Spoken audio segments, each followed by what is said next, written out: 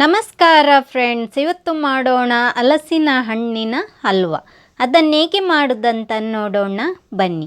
ಈಗ ಅದಕ್ಕೆ ಬೇಕಿರುವ ಸಾಮಗ್ರಿಯನ್ನು ನೋಡೋಣ.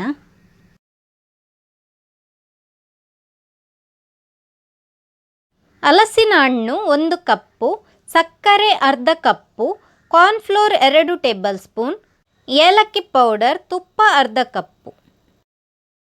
ಹಲಸಿನ ಹಣ್ಣನ್ನು ಮಿಕ್ಸಿ ಜಾರಿಗೆ ಹಾಕ್ತಾ ಇದ್ದೇನೆ. ನೀರು ಹಾಕದೆ ನುಣ್ಣಗೆ ರುಬ್ಕೊಳ್ಬೇಕು. ಬಾಣಲೆಗೆ 2 ಟೇಬಲ್ ಸ್ಪೂನ್ನಷ್ಟು ತುಪ್ಪ ಹಾಕ್ತಾ ಇದ್ದೇನೆ. ಈಗ ತುಪ್ಪ ಚೆನ್ನಾಗಿ ಬಿಸಿ ಆದ ನಂತರ ನಾವು ರುಬ್ಬಿಟ್ಟ ಹಲಸಿನ ಹಣ್ಣನ್ನು ಹಾಕ್ಕೊಳ್ಬೇಕು. ಹಲಸಿನ ಹಣ್ಣನ್ನು ತುಪ್ಪದಲ್ಲಿ ಸ್ವಲ್ಪ ಹೊತ್ತು ಹುರ್ಕೊಳ್ಬೇಕು. ಹಲಸಿನ ಹಣ್ಣಿನಲ್ಲಿರುವ ನೀರಿನ ಅಂಶ ಹೋಗೋವರೆಗೂ ಹಲಸಿನ ಹಣ್ಣನ್ನು ತುಪ್ಪದಲ್ಲಿ ಸ್ವಲ್ಪ ಹೊತ್ತು ಹುರ್ಕೊಳ್ಬೇಕು.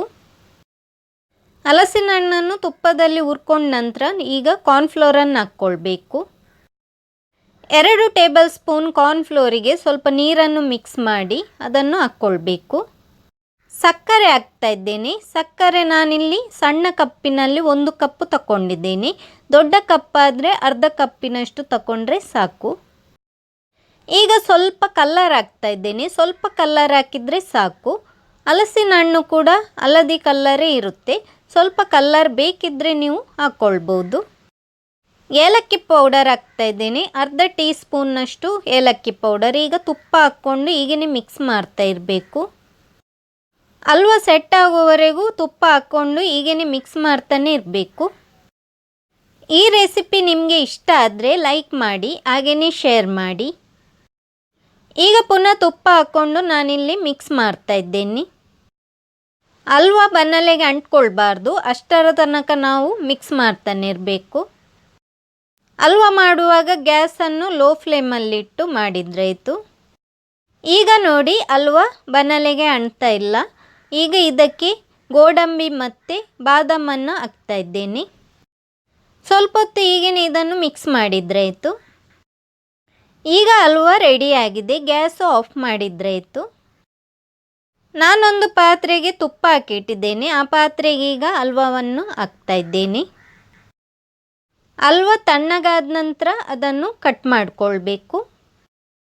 ಈಗ ಇದನ್ನು ಒಂದೇ ಲೆಕ್ಕ ಸೆಟ್ ಮಾಡಿಕೊಳ್ಬೇಕು. ಒಂದು ವೇಳೆ ನಿಮ್ಮ ಹತ್ರ ಈ ಪಾತ್ರೆ ಇಲ್ಲದಿದ್ದರೆ ನೀವು ಪ್ಲೇಟಲ್ಲಿ ಕೂಡ ಹಾಕ್ಕೊಂಡು ಸೆಟ್ ಮಾಡಿಕೊಳ್ಬೋದು. ಈಗ ಸೆಟ್ ಮಾಡಿ ಆಗಿದೆ. ಇದನ್ನು ತಣ್ಣಗಾಗಲು ಬಿಡೋಣ. ಈಗ ನೋಡಿ ಹಲ್ವಾ ತಣ್ಣಗಾಗಿದೆ. ತಣ್ಣಗಾದ ನಂತರ ನಾನಿಲ್ಲಿ ಕಟ್ ಮಾಡ್ತಾ ಇದ್ದೇನೆ.